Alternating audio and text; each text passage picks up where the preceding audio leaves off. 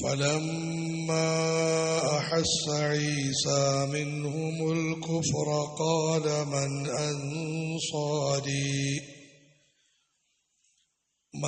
أنصاري إلى الله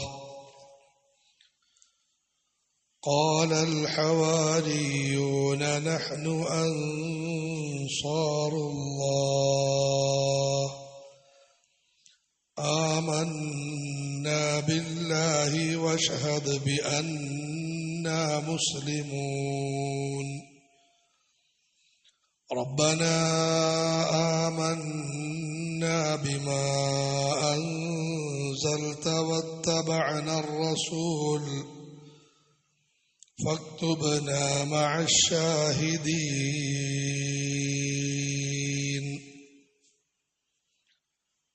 ആയത്ത് 52. فلما أحس عيسى منهم الكفر. ഈസാ നബി അലൈഹിസ്സലാം ജനങ്ങളിൽ നിന്നും നിഷേധത്തെ മനസ്സിലാക്കിയപ്പോൾ قال من أنصاري إلى الله, അദ്ദേഹം ജനങ്ങളോട് ചോദിച്ചു, അല്ലാഹുവിന്റെ മാർഗത്തിൽ എന്നെ സഹായിക്കാൻ ആരാണുള്ളത്? قال الحواريون, ഹവാരികൾ പറഞ്ഞു, നഹ്നു അൻസാറുല്ലാഹ്, ഞങ്ങൾ അല്ലാഹുവിന്റെ സഹായികളാണ്. ആമന്നാ ബില്ലാഹ്, ഞങ്ങൾ അല്ലാഹുവിൽ വിശ്വസിച്ചിരിക്കുന്നു. വഷ്ഹദ് ബിഅന്നാ മുസ്ലിമൂൻ, ഞങ്ങൾ അല്ലാഹുവിന്റെ കൽപ്പനകൾ പാലിക്കുന്നവരാണെന്ന് താങ്കൾ സാക്ഷിയായി കൊള്ളുക. റബ്ബനാ ആമന്നാ ബിമാ അൻസൽത, രക്ഷിതാവേ നീ അവതരിപ്പിച്ചതിലെല്ലാം ഞങ്ങൾ വിശ്വസിച്ചിരിക്കുന്നു. വത്തബഅന റസൂൽ, ഈ ദൂതനെ ഞങ്ങൾ പിൻപറ്റിയിരിക്കുന്നു. ഫക്തുബ്നാ മഅശ്ശാഹിദീൻ, ഞങ്ങളെ നീ സത്യത്തിന്റെ സാക്ഷികളായി രേഖപ്പെടുത്തണമേ. മഹാനായ ഈസാ നബി അലൈഹിസ്സലാം എല്ലാ നബിമാരും സന്ദേശിച്ചിട്ടുള്ള പ്രകൃതിക്ക് തീർത്തും അനുയോജ്യമായ സന്ദേശം ജനങ്ങൾക്ക് മുമ്പാകെ സമർപ്പിച്ചു. സുമനസ്സുകളായ ആളുകൾ അത് സ്വീകരിച്ചു. എന്നാൽ ഒരു ന്യായവുമില്ലാതിരുന്നിട്ടും സ്വന്തം താൽപര്യത്തിന്റെ പേരിൽ ദുഷിച്ച ലക്ഷ്യങ്ങളുടെ അടിസ്ഥാനത്തിൽ വലിയൊരു വിഭാഗം ആളുകൾ നിഷേധിച്ചു. എല്ലാ പ്രവാചകന്മാരുടെയും ചരിത്രം ഇതേ ചാലിലൂടെയാണ് സഞ്ചരിക്കുന്നത്. പ്രവാചകന്മാരുടെ ജീവിതം വളരെ മാതൃകാപരം. അവരുടെ സന്ദേശം അങ്ങേയറ്റം ലളിതം, സുന്ദരം. അമാനുഷികത ഭയങ്കരം. പക്ഷെ ഇത് പലപ്പോഴും തെറ്റായ വഴിയിൽ സഞ്ചരിക്കുന്ന ആളുകൾക്ക് പ്രയാസകരമായി മാറും. പടച്ചവനെ ആരാധിക്കുക എത്ര ലളിതമായ കാര്യം. പക്ഷേ രാവിലെ എഴുന്നേൽക്കണം, ഉച്ചയ്ക്ക് നമസ്കരിക്കണം, പടച്ചവന് വേണ്ടി നോമ്പ് പിടിക്കണം, സമ്പത്തിൽ നിന്നും സക്കാത്ത് കൊടുക്കണം. ഇത് മനുഷ്യന്റെ മനസ്സ് ഇഷ്ടപ്പെടാത്ത കാര്യമാണ്. മാതാപിതാക്കളോട്, ഇണകളോട്, മക്കളോട്, സമുദായത്തോട്, മുഴുവൻ മനുഷ്യരോടും നല്ല നിലയിൽ വർത്തിക്കണം. എത്ര മഹത്തരമായ കാര്യം. പക്ഷേ ധിക്കാരിയായ മനുഷ്യന് ഇത് സ്വീകരിക്കാൻ കുറച്ച് പ്രയാസമുണ്ട്. എല്ലാവരോടും ഇങ്ങനെ പുഞ്ചിരിയുമായി സ്നേഹത്തിനും സൗഹാർദ്ദത്തിനും എങ്ങനെ കഴിയാൻ സാധിക്കും? മദ്യപാനം, ചൂതാട്ടം, വ്യഭിചാരം, കൊള്ള, കൊല ഇത് വർജിക്കണം. വളരെ ഉന്നതമായ സന്ദേശം. പക്ഷെ ഇത് തൊഴിലാക്കിയവർ, ഇതിലൂടെ ജീവിക്കുന്നവർക്കിത് കുറച്ച് പ്രയാസമായി മാറും. അതിന്റെ അടിസ്ഥാനത്തിൽ വലിയൊരു വിഭാഗം ആളുകൾ മഹാനായ ഈസാ നബി അലൈഹിസ്സലാമിനോട് ശത്രുത പുലർത്തി. പക്ഷേ പ്രവാചകന്മാർ ഇത്തരം അവസ്ഥകളിൽ പതറുകയില്ല.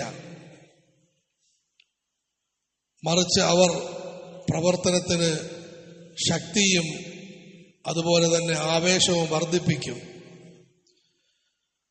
فَلَمَّا أَحَسَّ عِيسَى مِنْهُمُ الْكُفْرَ قَالَ مَنْ أَنْصَارِي إِلَى اللَّهِ. മഹാനവറുകൾ ജനങ്ങളോട് പറഞ്ഞു, അള്ളാഹുവിന്റെ പാതയിലുള്ള എന്റെ പരിശ്രമങ്ങൾക്ക് സഹായം പകരാൻ നിങ്ങളിൽ ആരാ തയ്യാറ്? ഇതേ കാര്യം തന്നെയാണ് നൂറ്റാണ്ടുകൾക്ക് ശേഷം സയ്യിദുൽ കൗനൈൻ മുഹമ്മദുർ റസൂലുള്ളാഹി സ്വല്ലല്ലാഹു അലൈഹി വസല്ലം ശബ്ദിക്കുകയും ആ ശബ്ദം ഇന്നും അന്തരീക്ഷത്തിൽ നിലനിൽക്കുകയും ചെയ്യുന്നത്. മക്ക മുക്കറമയുടെ മണൽത്തരികളിൽ പ്രബോധനം നടത്തി ഭയങ്കരമായ എതിർപ്പ്.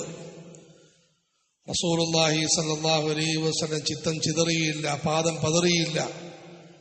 തങ്ങൾ ജനങ്ങൾക്കിടയിൽ, പ്രത്യേകിച്ചും ഹജ്ജിന് വരുന്ന ജനങ്ങൾക്കിടയിൽ കറങ്ങി നടന്നു. മയ്യൻസുറുനി വയവീനി ഹത്താ ഉബല്ലിഗ റിസാലാത്തി റബ്ബി.